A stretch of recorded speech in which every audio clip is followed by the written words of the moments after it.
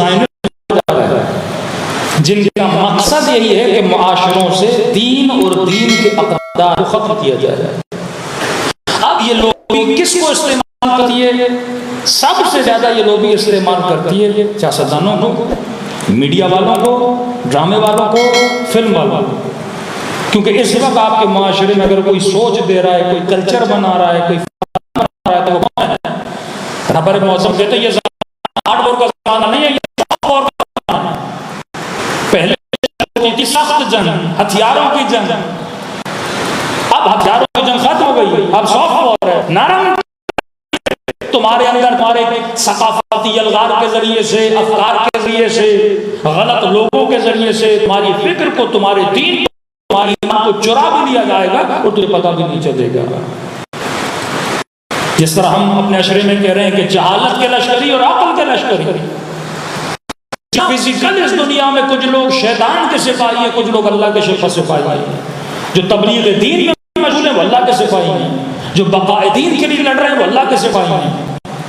लेकिन ये नाचने वाले, ये गाने वाले, ये बेहयाई, ये बेहुरियानी फैलाने वाले, ये नमाज़ शैतान है। लेकिन बेहया क्या करते?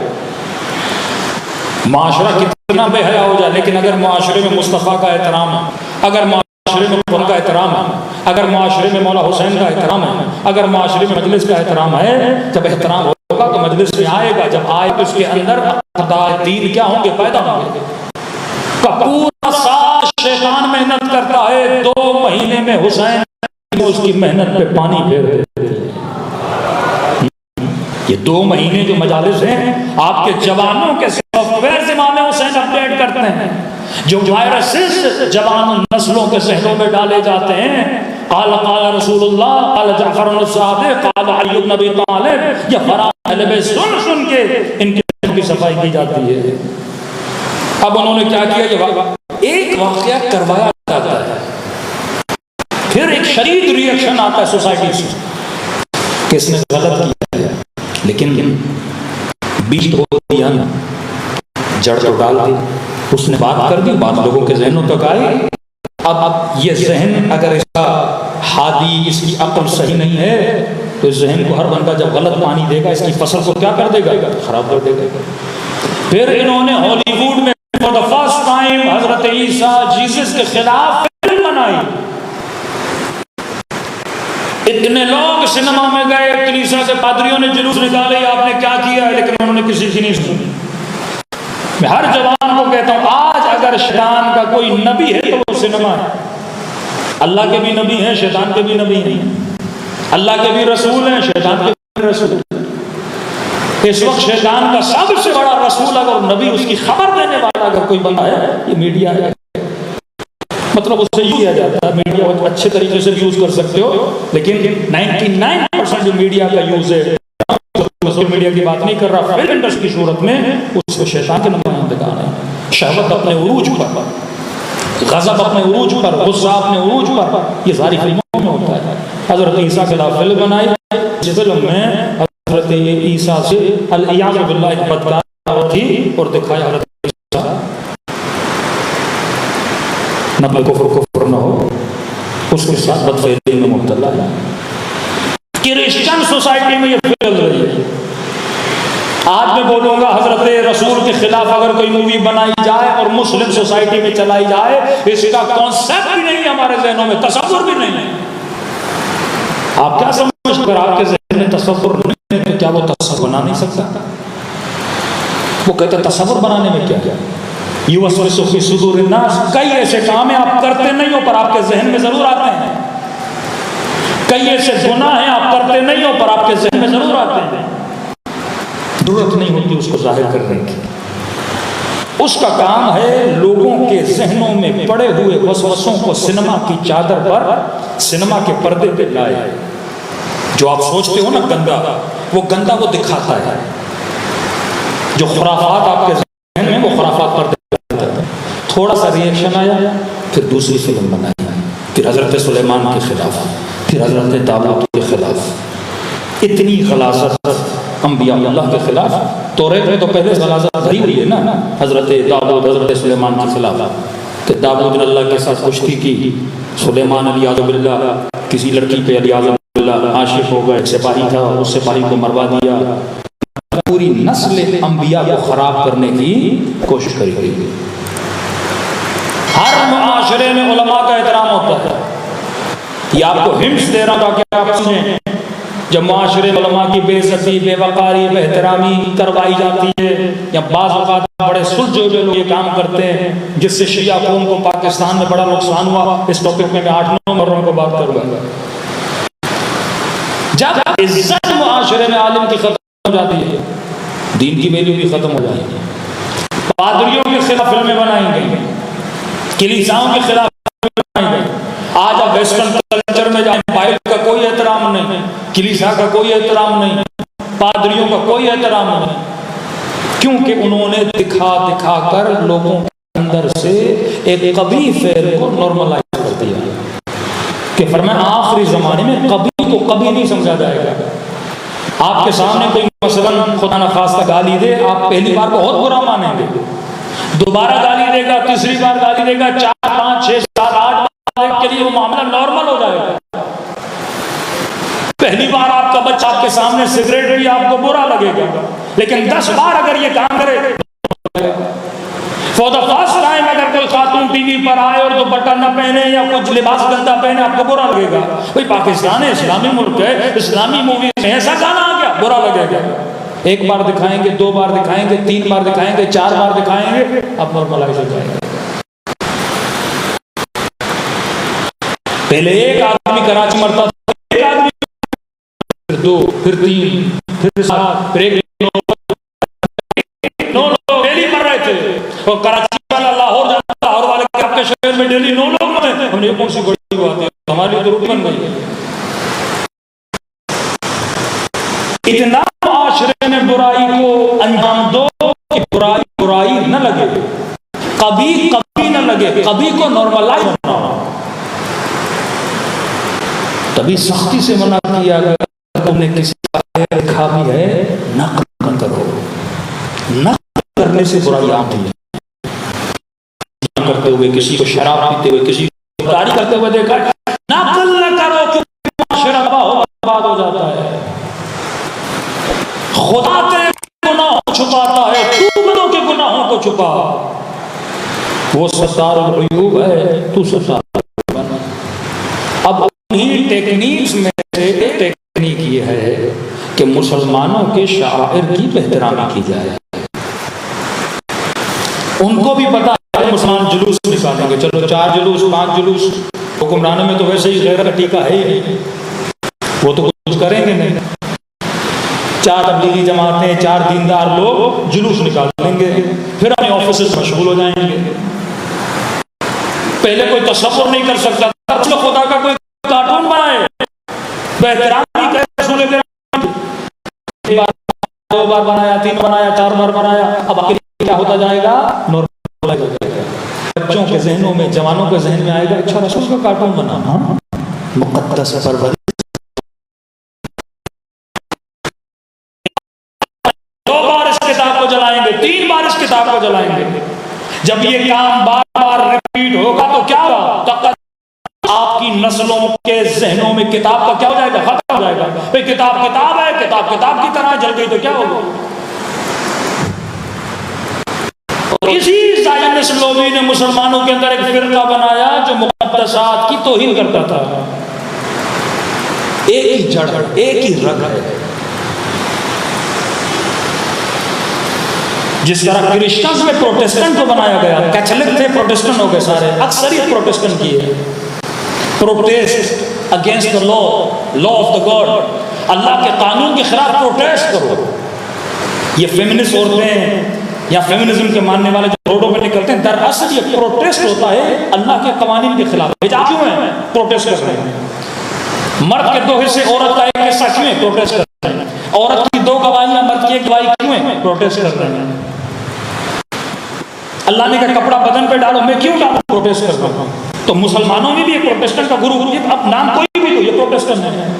जो कानून है परवरदिगार आलम के खिलाफ निकले, अल्लाह के खिलाफ, एक मरतबा हुकूमत के खिलाफ, वजीर आजम के खिलाफ, सिस्टम के खिलाफ आप प्रोटेस्ट करते हो, क्यों, क्योंकि आपको उसकी पॉलिसियां अच्छी नहीं लगती। लेकिन अल्लाह के खिलाफ बंदा प्रोटेस्ट करे, और उन्होंने किया। क्रिश्चियंस ने नाम भी रखा प्रोटेस्टेंट, जो कैथोलिक के खिलाफ, पादरियों के खिलाफ उन्होंने प्रोटेस्ट किया। आज पूरी सोसाइटी दीन गुरीब है, दीन से दूर है।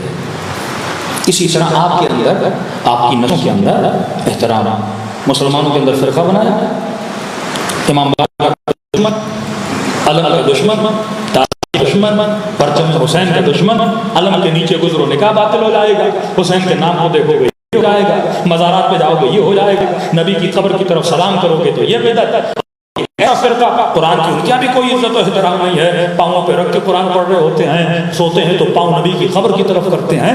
बेअदबी और जब मुआशरे में पैदा होती है, वो मुआशरा बड़ी आसानी से सेक्युलर बन जाता है, लिबरल बन जाता है। और आपने देखा जितने एक्सट्रीमिस्ट हुक्म उनके थे, तकफीरी फतवे उनके थे, और फौरन अचानक से वो मुआशरा क्या बन रहा है, सेक्युलर बन रहा है। ये मकाम ताज्जुब नहीं है कि एक मुआशरा इतना एक्सट्रीमिस्ट, हम कहीं इनसे बड़ा कोई दीनदार नहीं है, बड़ी बड़ी गाड़ियां, नमाजें, हाँ, अल्लाह का नाम, तौहीद का नाम, काबे का तवाफ, दिन भर अल्लाह अल्लाह अल्लाह अल्लाह अल्लाह, और उसी मुआशरे में सेक्युलरिज्म आ गया, बड़ी तेजी से फैल रहा है, इतनी तेजी से कि आपकी सोच है। कॉन्सर्ट हो रहे हैं, गाने हो रहे हैं, हाँ, हर चीज हो रही है, सिनेमा बन रहे हैं, अब तो सुना मंदिर भी बन रहे हैं, हर चीज हो रही है। क्यों? क्योंकि पहले इनको बेहतराम बनाओ। जब ये नबी का एहतराम नहीं करेंगे ना, हम जैसा है, मर चुका है, मुर्दा है, क्या करोगे इसकी तरफ देख के? खत्म हो गया ना। वमन युअज़्ज़िम शाइर अल्लाह फहिय मिन तक़वा, अगर शाइर खुदा की इज्जत और एहतराम है तो तेरे दिल में खौफ खुदा होगा, फिर तो गुनाह नहीं करेगा। मुमकिन नहीं कोई आशिक हुसैन और गुनाह करे, मुमकिन नहीं कोई आशिक अली और गुनाह।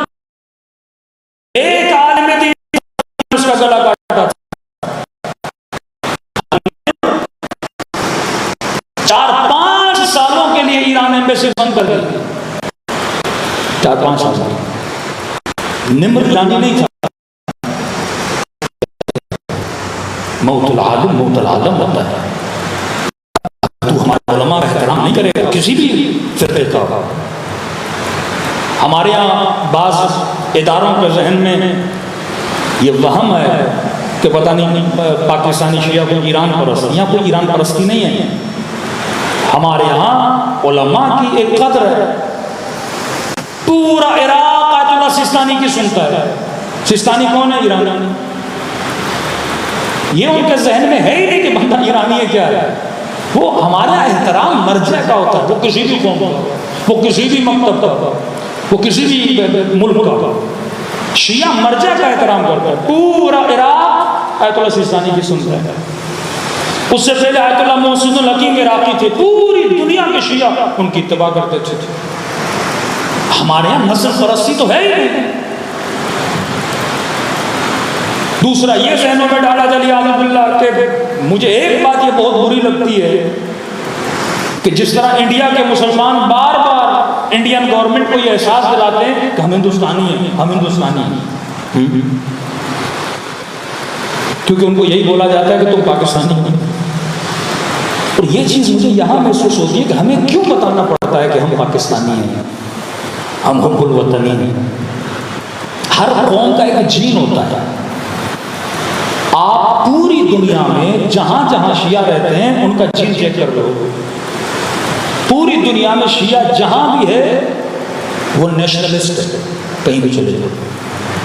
ईरानी शिया बेइंतहा अपने वतन से मोहब्बत करता है, इराकी शिया बेइंतहा अपने वतन से मोहब्बत करता है, लुबनानी शिया बेइंतहा अपने वतन से मोहब्बत करता है।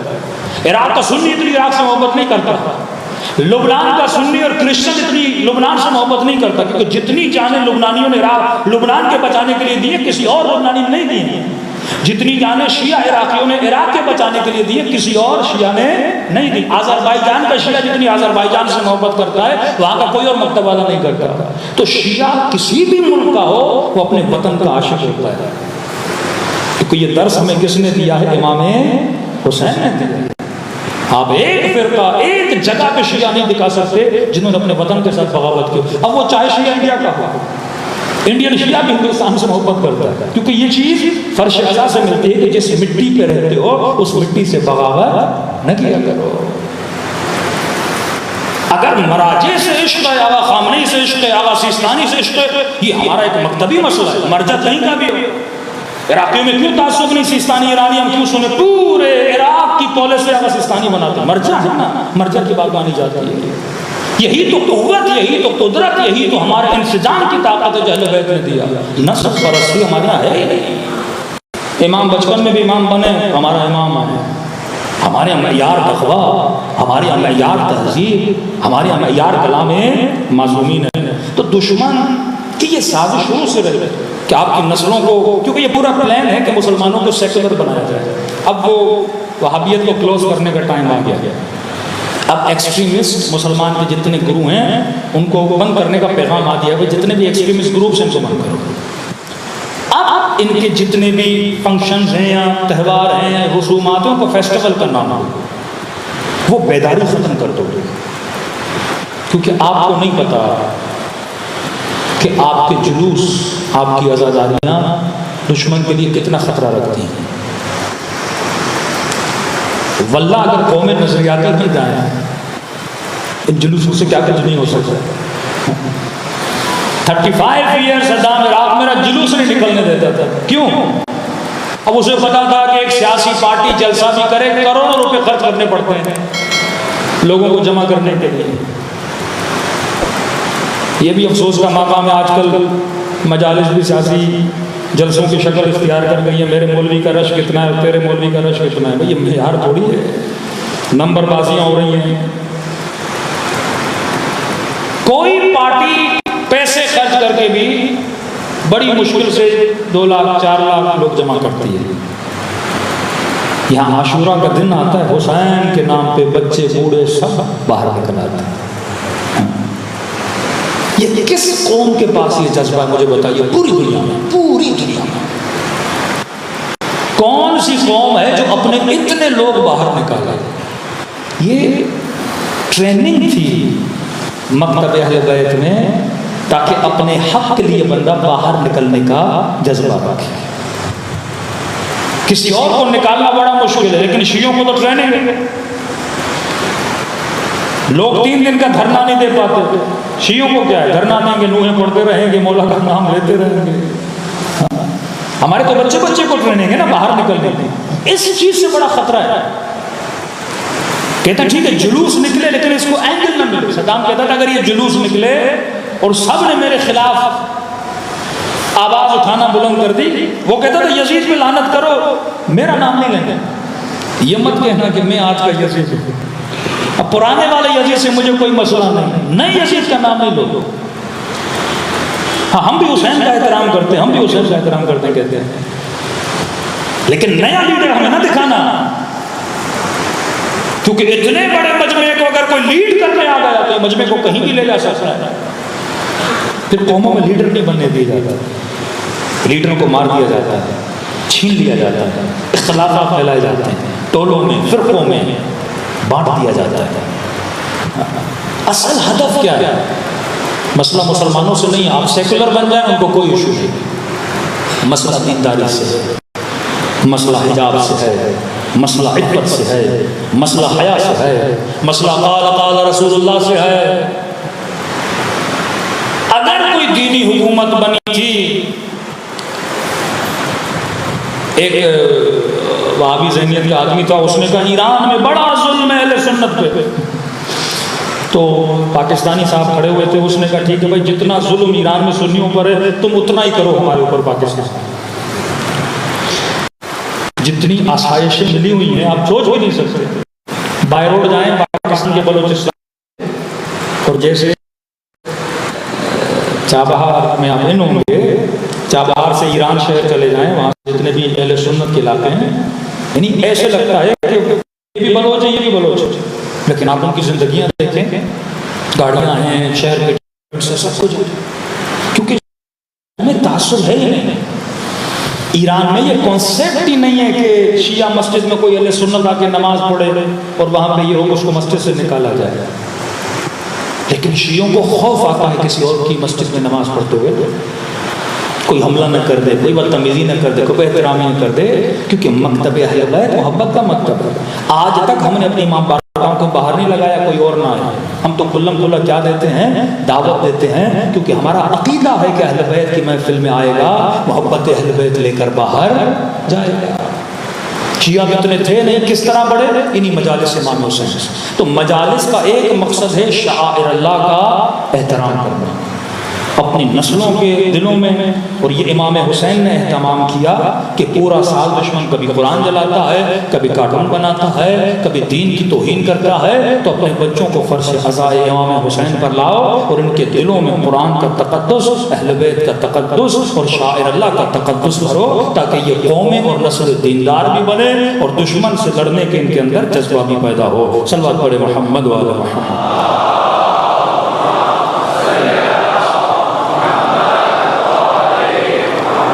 अज्जल फरजों, तो जिसमें जितनी ताकत है, तवानाई है, वो इंसान कोशिश करे कि परवरदिगारे आलम अलैहिस्सलातु वस्सलाम के दीन की हिफाजत के लिए अलम बुलंद करे।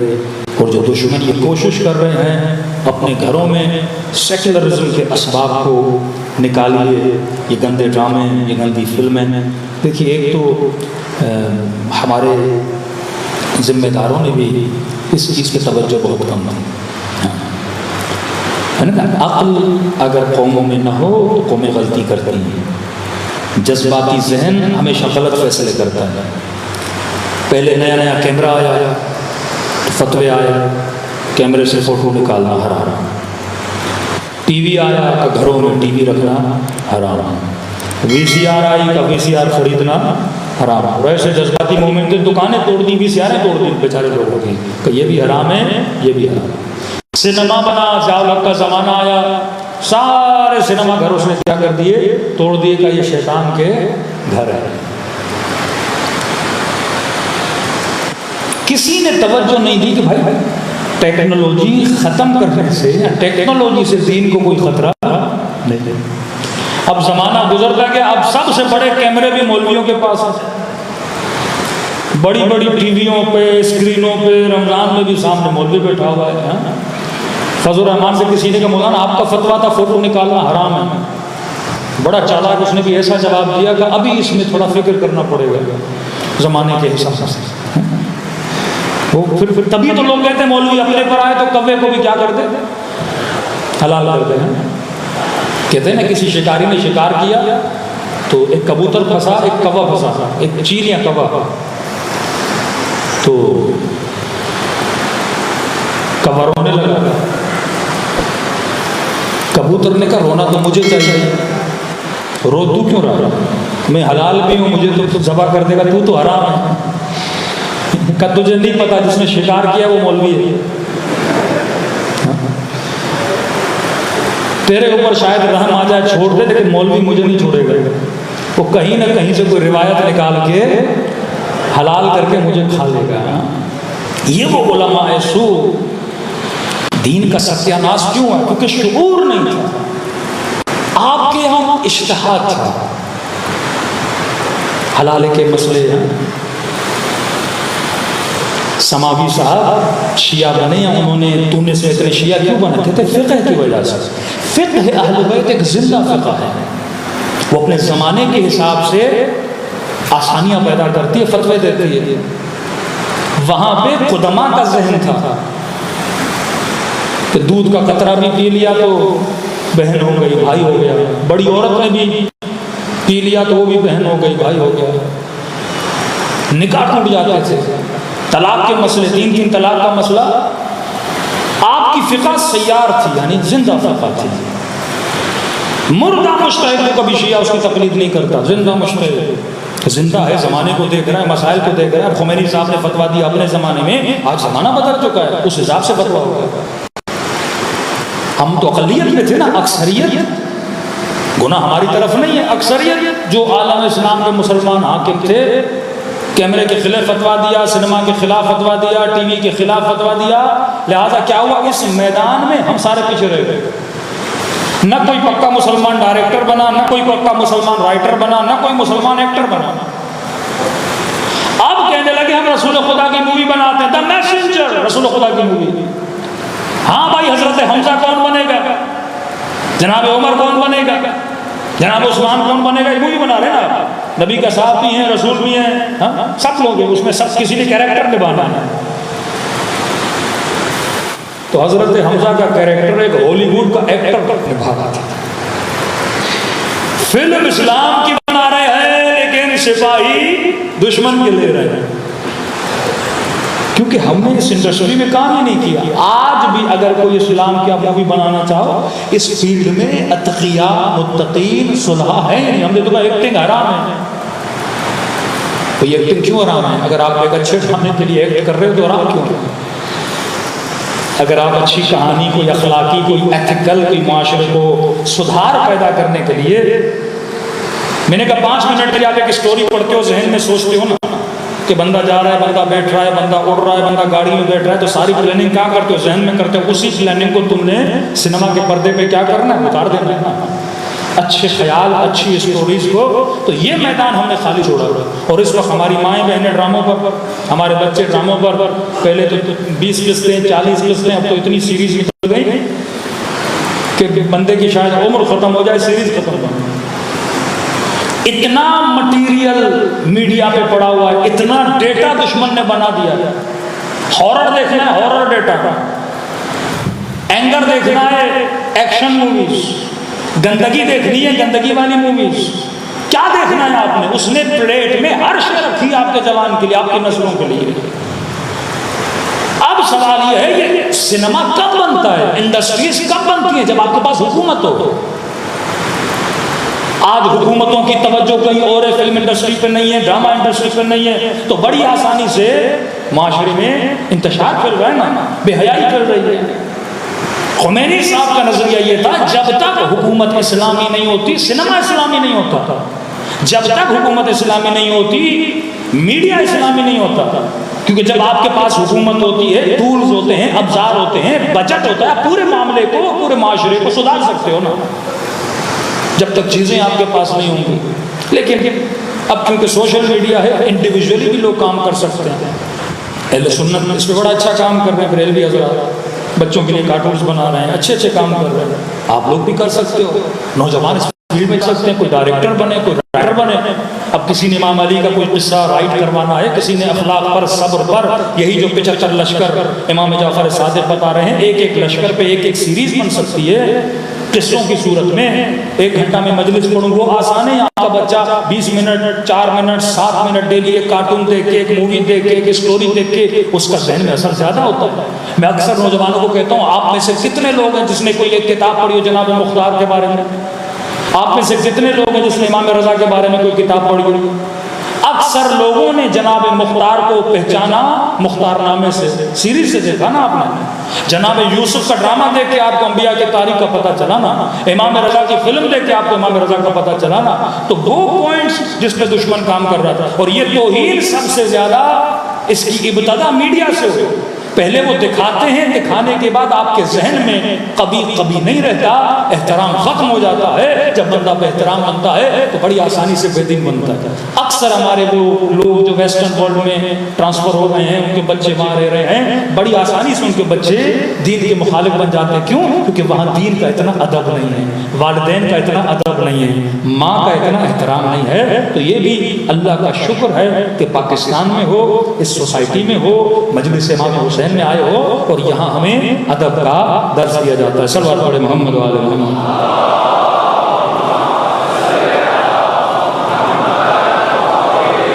मैं माजरत चाहता हूँ आज यार, क्योंकि कुरान सूजी का वाक़या हुआ था, तो उस पर क्योंकि कोई भी वाक़या होता है उसके पीछे बहुत बड़ी साजिश होती है। साइकोलॉजिकली आपके जहनों के साथ खेलते हैं और उनको पता है वो क्या कर रहे हैं। तो उसके मद्दे मुकाबिल वाक़या हमारे यहाँ भी अज़मत कुरान, अज़मत अहले बैत अलैहिस्सलातु वस्सलाम पे बार बार अपने बच्चों को बताया जाए। अबी इब्न मज़ाहिर 24 घंटे में एक मरतबा पूरा कुरान पढ़ते थे, 24 घंटे। इमाम हुसैन के लिए मशहूर है कि तकरीबन 300 आयतें, कितनी आयतें इमाम हुसैन पढ़ा करते थे। मौला अली के लिए तो मशहूर है, इमाम खुमैनी के लिए मशहूर है। जब भी वक्त मिलता था जेब से कुरान निकालते थे, कुरान पढ़ते थे। अपने बच्चों को कुरान से उन्स दिलाओ, सिर्फ तजवीद की क्लास में न भेजो, ये भी सिखाओ, थोड़ा बहुत तर्जुमा, थोड़ी बहुत तफसीर। आप कराती की तफसीर बहुत बेहतरीन तफसीर है, तफसीर नूर, अवामाना तफसीर है। डेली एक आयत, 2 आयतें, माँ बेटी बाप या आपस में बैठ गए 4-5 लोग, चलो जुमे के दिन एक दिन मुख्तस कर लो कि जुमे के दिन हम कुरान की 5 आयतें पढ़ेंगे, आधा सफ़ा पढ़ेंगे। ये रूटीन जब आपकी ज़िंदगी में बन जाएगी ना, तो ज़िंदगी में नूर भी आएगा, बीमारियाँ भी दूर होंगी, घरों में रहमतें भी नाज़िल होंगी। हमने कुरान रखा है किसके लिए? रमज़ान के लिए।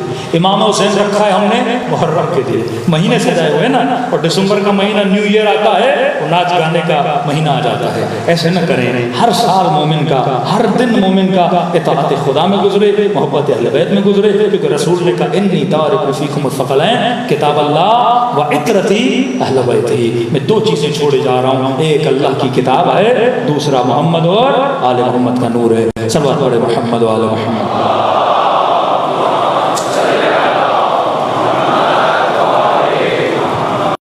वक्त आज बहुत गुजर चुका है, मैं सिर्फ अक्ल की तारीफ आज करूँगा। कल से इंशाअल्लाह हम रिवायत पढ़ना शुरू करेंगे, और बड़ा दिलचस्प मौजू होगा कि यानी इतना खुल के खुदा ने निशानियाँ दी हैं कि साहिबान अक्ल कौन है। और आज मैंने खोली थी सूरह नूर, और कल जिसको मुतालिया करना होगा सूरह नूर की 35वीं आयत शुरू करें। 3-4 आयतें हैं इंशाअल्लाह ताला कल पढ़ेंगे इस सूरह नूर में, क्योंकि अक्ल भी नूर है और कुरान सूरह नूर है। तो रसूल फरमाते हैं अव्वल मा खलक़ अल्लाहु नूरी, मेरे नूर को खल्क़ किया। और अहले बैत को शजर भी बोला गया, और अल्लाह ने कहा अल्लाह नूरु समावाति वल अर्ज़, उसके नूर की मिसाल एक मिशकात। मिशकात कहते हैं अहले बैत अलैहिस्सलातु वस्सलाम है। और इमाम ने भी जो यानी एक तरफ हदीस मासूम, एक तरफ कुरान की आयत, और उसमें वाक़ियन आपको पता चलेगा दूरी अहले बैत की अक़ल की दूरी है। अहले बैत के मुकाबले में जो भी आया वो जहल है। जिस तरह अल्लाह के मुकाबले में शैतान आया तो शैतान मज़हरे जहालत है, अहले बैत के मुकाबले में जो भी आएगा वो मज़हरे जहालत है। अक़्ल महज़, अक़्ल कामिल अगर कायनात में कोई है तो मोहम्मद और आले मोहम्मद है। इमाम 75 लश्कर के नाम लेते हैं और फरमाया कुछ लोगों में 2 तरह की अक़लें हैं। एक अक़ल मतबू है, एक अक़ल मसमू है। मतबू अक़ल यानी तबीई, बाय नेचर हर बंदे के पास है, लेकिन इसके लेवल्स अलग अलग होते हैं। मतलब अक़ल मतबू पैदा होते हर बंदे के बराबर नहीं होते। जिस तरह मैंने ट्विंस बच्चों की मिसाल दी थी कि एक ही घर में एक ही माँ के पेट से 2 बच्चे पैदा हों, एक ही बाप का लुक़मा खाएं, कोई सखी होता है कोई कंजूस होता है। बाज़ औक़ात एक बंदा बिल्कुवा बिलफ़ेल की मैंने बात की थी, अक़ल मतबू में वो बंदा सच्चा है, उसको दोस्त इतना सिखाते हैं यार फला जगह पे जाना है, 2 मिनट के लिए झूठ बोलना, बड़ी कोशिशें ट्रेनिंग करके भी जाता है, फिर भी उससे झूठ बोला नहीं जाता, क्योंकि तबअन वो बंदा सच्चा है। अब इस सच्चाई की कोई ज़ातन वैल्यू नहीं है, क्योंकि बाय नेचर वो सच्चा है ना, उसने सच्चाई को हासिल करने के लिए कोई मेहनत नहीं की। अब इसने मेहनत करनी है, इसको बाकी मतलब इसके पास एक सिपाही मौजूद है, तबीअतन पैदाइशी इसके पास अक़ल का एक सिपाही मौजूद है। अब इसने दूसरे सिपाहियों को क्या करना है, इकट्ठा करना है। दूसरी जगह पे एक बंदा है जो पैदाइशी मसलन कंजूस है, ये इसके पास जो सिपाही है ये जहालत का सिपाही है। इसने सिपाही को अपने आप से क्या करना है, दूर करना है। ये बहुत मुश्किल है। कई औकात आदतन आप कई काम करते हो, आपको पता नहीं होता। मसलन किसी नौजवान ने कहा मौलाना मैं पेट के बल सोता हूँ, उल्टा सोता हूँ। मैंने कहा मना है, मासूमीन मना करते हैं, शैतान ऊँधा सोता था, न सोया कर। मैंने कहा आज के बाद आप कोशिश करो ये सिफत निकालने की। वो कहने लगा मौलाना 4 दिन से नींद ही नहीं आ रही, उल्टा सोता हूँ तो आती है वैसे आती नहीं। ये काम मुश्किल है कि जब एक सिफत तुम्हारे अंदर पैदा हो जाती है उस सिफत को निकालना बड़ा मुश्किल होता है। एक मुकम्मल हदीस है मासूमीन की कि तर्क के गुनाह कैसे छोड़ा जाए। हर किसी को पता है गुनाह बुरा है, अब इस बुराई को छोड़ना कैसे, ये मकाम में इबरत है। ये मकाम बड़ा मुश्किल है कि बंदा गुनाह को छोड़े कैसे। बंदे को पता है गाली देना बुरी बात है, लेकिन जबान पे कंट्रोल करना ये बड़ा मुश्किल है। बंदे को पता है ज्यादा खाना बुरी बात है, लेकिन पेट पे कंट्रोल करना ये मुश्किल है। तो पहले ये देखो तुम्हारे पास कितने अक्ल के सिपाही हैं। आपका एक बच्चा पैदाइशी शायद शरीफ भी हो, सच्चा भी हो, बाहया भी हो। अब इसने ज़्यादा मेहनत नहीं करनी, क्योंकि पैदाइशी हया वाला भी है, सच्चा भी है। अब इसने इस सिफत को बाकी रखना है। क्यों? क्योंकि तबीअतन जो बंदा अच्छा होता है, जब वो गिरता है ना, जितना वो नुकसान करता है एक गुनहगार नहीं करता। एक सोसाइटी को पता है ये जवान कभी झूठ बोलता ही नहीं है, मशहूर एक सोसाइटी में ये झूठ नहीं बोलता। अब खुदा ना खास्ता अगर किसी दिन ये झूठ बोलेगा तो ये कितनों को गुमराह करेगा? उस पूरे मोहल्ले को गुमराह करेगा, क्योंकि लोग कहते थे ये झूठ नहीं बोलता। आधी लाइन तौरात में बदली गई, आधी लाइन, हाफ सेंटेंस तौरात का चेंज किया गया। अब ये सेंटेंस जिसने चेंज किया, लोग उसको, कोई आम आदमी तो नहीं होगा, बहुत बड़ा आदमी होगा, मतलब यहूदियों का बहुत बड़ा खाखाम होगा। वो अपने मौलवी को खाखाम बोलते हैं, बहुत बड़ा खाखाम, बहुत बड़ा कोई अल्लामा, कोई बहुत बड़ा आयतुल्लाह होगा जिसने ये सेंटेंस चेंज किया होगा ना। उसने क्या सेंटेंस चेंज किया कि आखिरी नबी जो आएगा वो किसकी नस्ल से होगा? इस्माइल की जगह पे उसने इसहाक लिख दिया। पूरी उम्मत को, उम्मत मूसा को इस बंदे ने गुमराह कर दिया। एक सेंटेंस, यानी एक नाम बदलने के बाद कि अल्लाह ने कहा वो नस्ल ज़बी से होगा। ज़बी कौन है? हजरत इस्माइल है। यहूदी क्या कहते हैं? ज़बी कौन है? इसहाक है। कहते इस्माइल के गले पे छुरी नहीं चली थी, इसहाक के गले पे छुरी चली थी। और नस्ल किससे बढ़ेगी? इसहाक से बढ़ेगी। रसूल खुदा ने जब अपना शजरा बताया, कहा हमें इस्माइल से, यहीं पे इख्तलाफ बना कर नहीं वो इसहाक से होगा, इस्माइल से नहीं होगा। और खुदा ने कुरान में हजरत इब्राहिम का वाक़या इसलिए नकल किया ताकि यहूदियों की आंखें खोली जाएं, वो इसहाक नहीं था, कौन था? इस्माइल था। आधा सेंटेंस बदलने से लोगों का दीन तबाह बर्बाद हो गया। एक लफ्ज है, कहा मन कुंतु मौला हो फहाजा अली मौला। मुफ्ती और मौलवी ने मौला का माना बदल दिया। उम्मत को बोला मौला का मतलब है दोस्त। एक सेंटेंस बदलने से पूरी उम्मत अली की विलायत की मुनकिर हो गई ना। ये कौन बोल रहा है? आम आदमी नहीं। ये जाले हदीस का काम मुझसे और आपसे नहीं करवाया जाएगा, बड़े बड़ों से करवाया जाएगा। अय्याम फातिमा मेरा खमसा है जिसमें 3 यहूदियों का मैंने जिक्र किया जो मुसलमान बने। अबू हुरैरा, काबुल अहबार, एक और बंदा, ये पहले यहूदी थे, बाद में मुसलमान बने। इमाम खुमैनी अबू हुरैरा के हवाले से पहले सुन्नत इमाम अबू हुरैरा बोलते हैं ना, साहबी रसूल। इमाम खुमैनी सख्त तरीन नक़ाद थे अबू हुरैरा। जब हुकूमत इस्लामी आई, उन्होंने कहा जो मौलवी अबू हुरैरा जैसे हैं ईरान में, उनके सरों से इमाम उतारे जाए, क्योंकि हमारा अकीदा है कि हदीसों में रद्द-ओ-बदल किया गया है। इस पर पूरा बाब है, पूरा एक इख्तलाफी बहस है जाले हदीस के एतबार से। सारे तो कोई मासूम नहीं है। तो एक लफ्ज़ जो बदले, अब वो कौन बदल रहा है, ये अहमियत होती है। एक बंदा जो पूरा माशरा कहता है ये सच्चा है। अब सच्चा आदमी जब झूठ बोलता है ना, माशरा तबाह हो जाता है। एक रेडी वाला झूठ बोले मसला नहीं है। मूसा का सगा कजन है ना कारून, बड़े बड़े आबिद बनी इसराइल के जब झूठ बोलते हैं तो माशरा तबाह होता है। तो अब देखो शैतान छोटे छोटों पे मेहनत नहीं करता, वो बड़ों पे मेहनत करता है। उसको पता है मैंने मुफ्ती को गुमराह कर दिया तो पूरी कौम क्या हो जाएगी? गुमराह हो जाएगी। अन्नासु अला दीन मुलूकिहिम, लोग अपने हुक्मरानों के दीन पे होते हैं।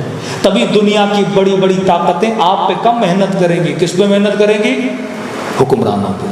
वो गुमराह हो गए, कौम गुमराह हो गए। सेलिब्रिटीज बड़ा खतरनाक शोबा है सेलिब्रिटीज का।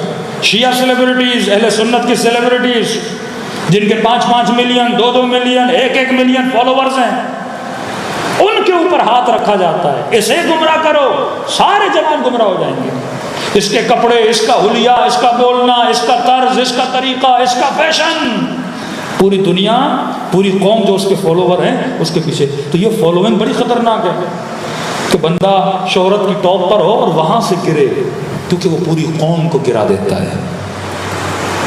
कहते हैं जब मौलवी फिसलता है तो पूरी कौम फिसल जाती है।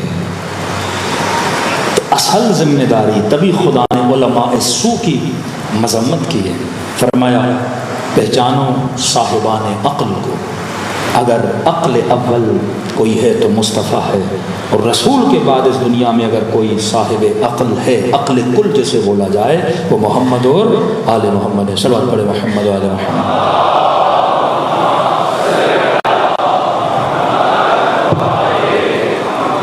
बारह दीगर सलवात पढ़े।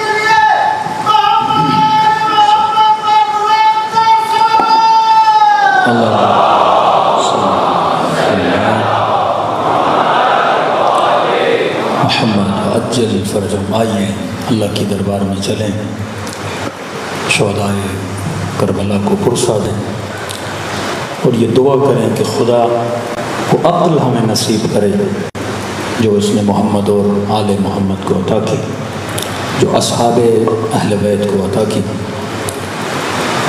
आयतुल्लाह मुक़द्दस अर्दबेली के लिए मशहूर था।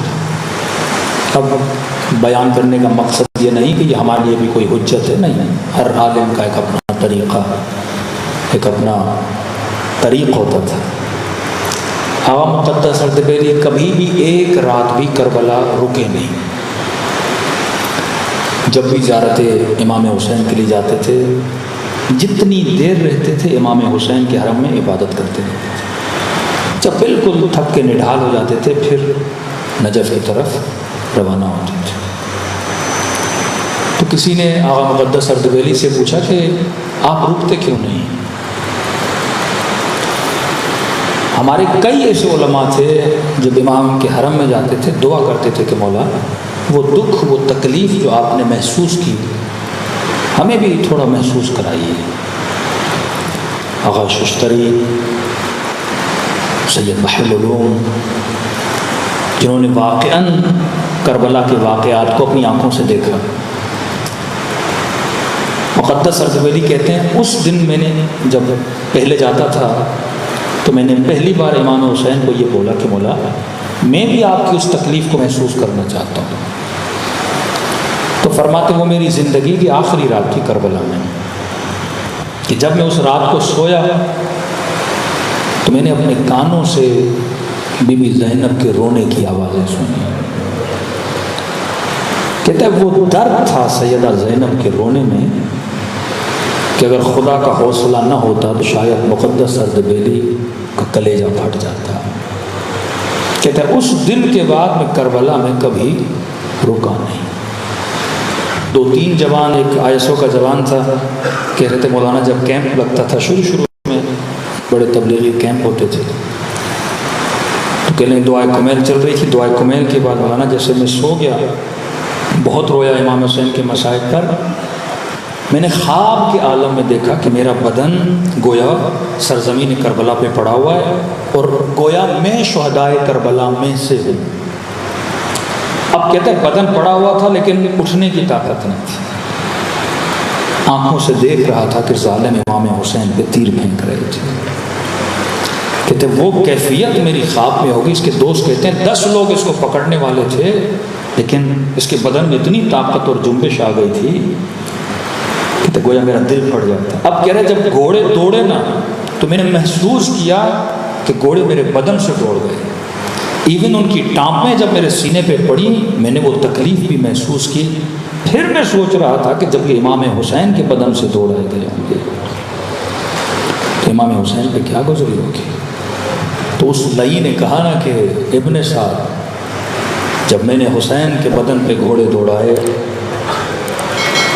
क्योंकि अरबों के यहाँ 2 घोड़े होते थे, एक जंग के लिए एक लाशों को पामाल करने के लिए। जब लाशों को पामाल करना चाहा तो वो घोड़े लाए गए, वजनी घोड़े होते थे, पाँवों में सुम लगाए जाते थे। तो फख्र से कहने लगा इब्ने साहब जब मैंने घोड़े दौड़ाए तो मैंने कानों से हुसैन की पसलियों के टूटने की आवाज़ें सुनी।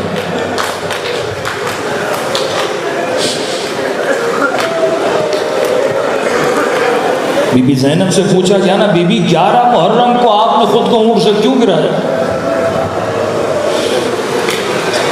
फरमाती है मैं देख रही थी कि सज्जाद अपने बाबा को देख रहा है।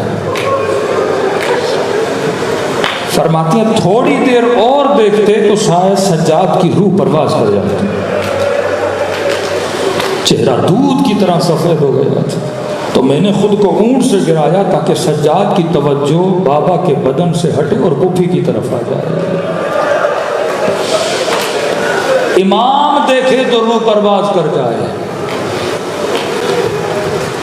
तभी छठे माँ फरमाते हमने अपने शियों के सीनों पे 6 पर्दे डाल दिए हैं। अगर ये पर्दे न होते ये मसाइब सुनते और इनका दिल फट जाता।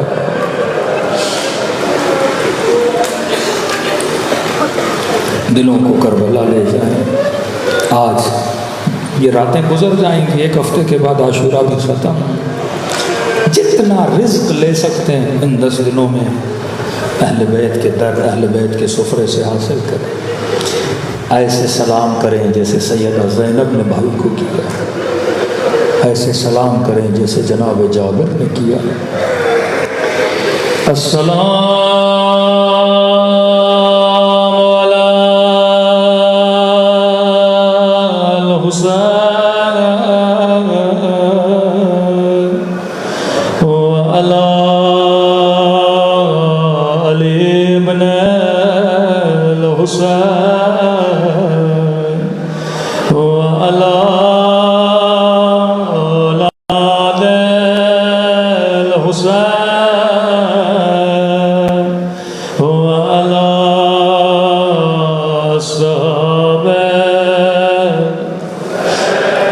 बुलंद आवाज़ से सलाम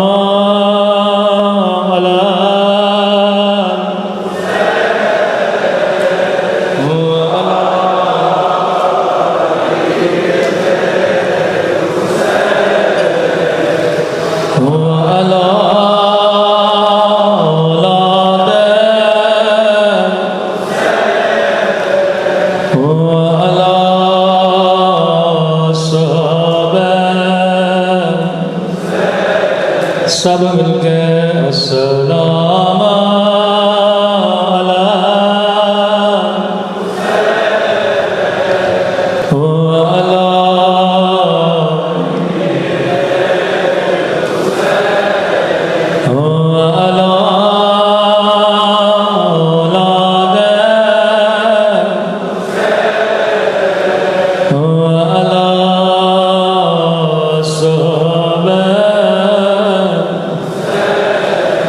मेरा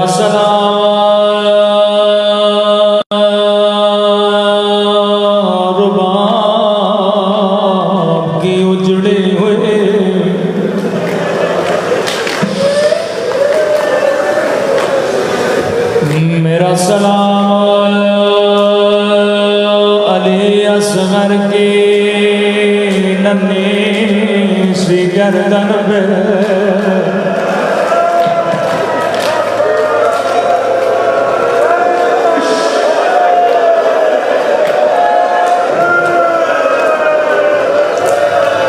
मेरा सलाम अली अकबर के छलनी सीने पे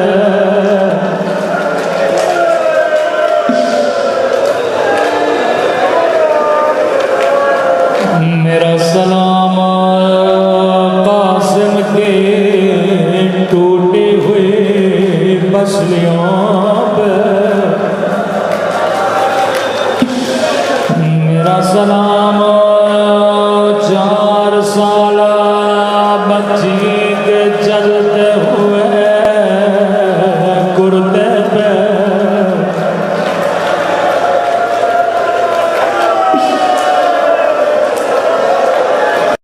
मेरा सलाम मुस्लिम के जख्मी बदन पे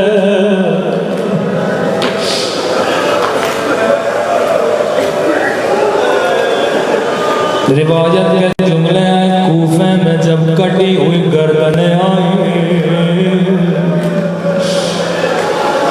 छोटे छोटे बच्चे जो बड़ों को देखते हैं वही काम दोहराते हैं कूफे के बच्चे गर्दनों को पत्थर मारने लगे नोके नैजा पे सरों को पत्थर मारने लगे एक छोटे बच्चे ने पत्थर उठाया इमाम हुसैन को मारना चाहा एक कटी हुई गर्दन से आवाज आई मेरे लाल नमार ये तेरा मौला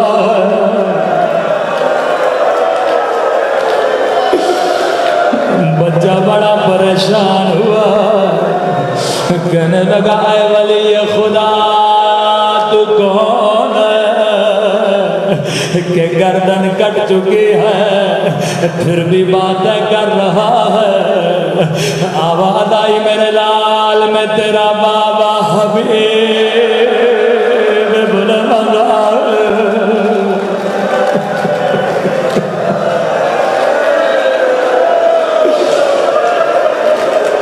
जल्दी घर जाओ अम्मा को बुलाओ कहो घर से चादर लेके आए ज़हरा की बच्चियां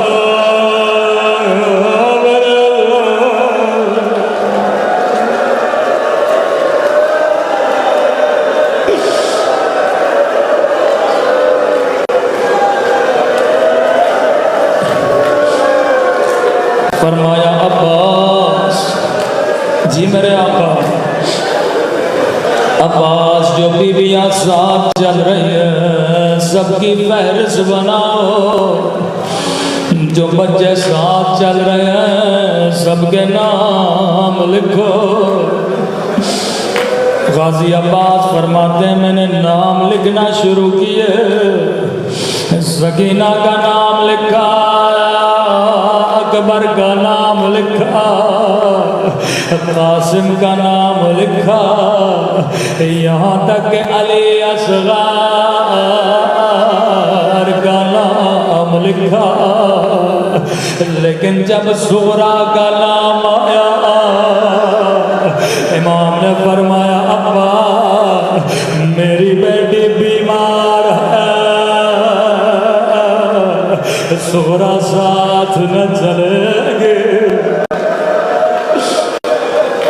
अब्बास बीवियों को कहो घर की चाबियां सुगरा के हवाले करे मेरी बेटी बीमार है चारपाई सहन में रख ले एक एक बीवी को कहो सुगरा से खुदा माफिर करे ये बच्ची सहन में बैठ गए एक एक बीवी आती थी चाबियां सुगरा के हवाले करती थी सीने से लगा के कहती थी खुदा हाफिज़ ज़ुहरा।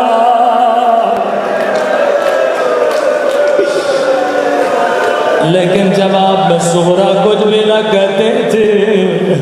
आखिर में बीबी ज़ैनब की बारी आए, सीने से लगाया, रोकेगा खुदा हाफिज़ ज़ुहरा, अगर जिंदगी रहे तो फिर मिलेंगे। रावी कहता ज़ुहरा ने दोनों बाएं पुफी के गले में डाले, रोके कहने लगी पुफी अम्मा मैं समझ गए मेरा बाबा वापस नहीं आएगा। पुफी अम्मा मैं यतीम हो गए, मैं समझ गई मेरा अकबर वापस नहीं आएगा।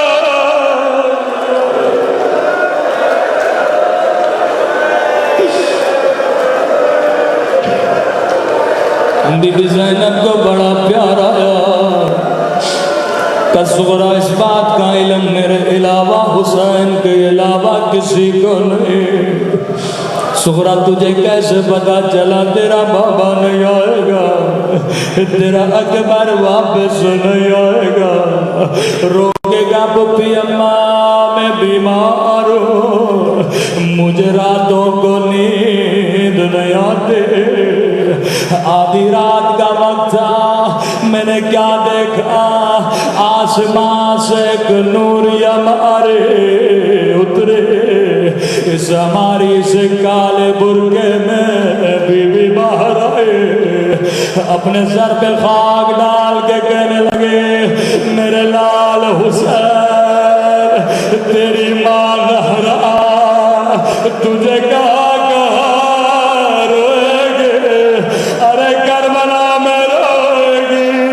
या शाम के बाजार में या कूफे के बाजार में।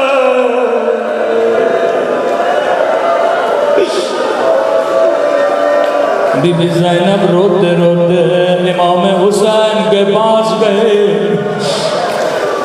फरमाया मेरी जान हुसैन, अगर ज़ुहरा के न चलने की वजह उसकी बीमारी है, मैं ज़ैनब वादा करती हूँ ज़ुहरा का ख्याल करूँगे, अपने हाथों से खाना खिलाऊंगे। लेकिन अगर कोई और वजह है हुसैन मुझे भी तो बताओ। इमाम ने फरमाया ज़ैनब मेरा भी दिल है ज़ुहरा को लेकर चलो, लेकिन मेरी मजबूरी समझो। बहन ज़ैनब जितने बच्चे चल रहे हैं किसी की शक्ल बाबा अली से मिलती है, किसी की शक्ल हसन से मिलती है, किसी की शक्ल राना रसूल खुदा से। ओ बहन ज़ैनब मेरी ज़ुहरा की शक्ल मेरी अम्मा ज़हरा से मिलती है। मैं इमाम हूँ, इल्म गैब से जानता हूँ, मेरे जाने के बाद तेरे हाथों में रस्सियाँ तुझे शराबी के दरबार में, अरे मैं कैसे बर्दाश्त करूं? मेरी अम्मा की शबी बाजारों में फहराई दो।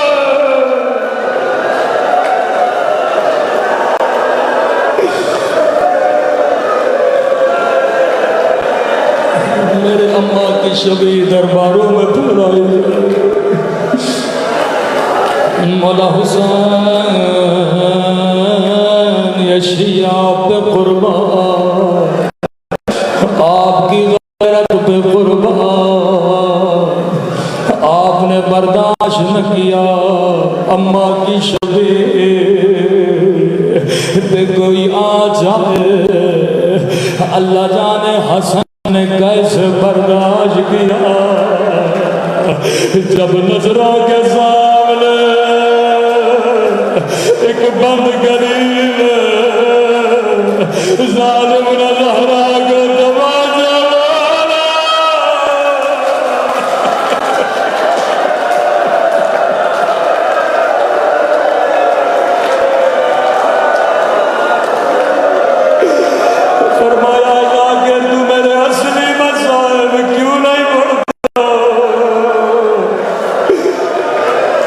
मौला आपके असली मसाइब कहाँ है? रोके कहने लगे मदीने की एक गली थे, उस गली में चलता हुआ दरवाजा था, मैं छोटा था, फरियादें कर रहा था, कोई आए मेरी अम्मा को बचा ले।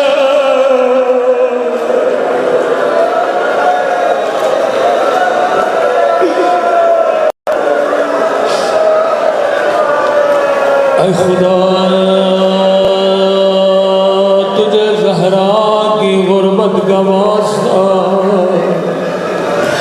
तुझे हुसैन की गैरत का वास्ता, हमारे मौला और आका इमाम ज़माना का ज़हूर फरमा।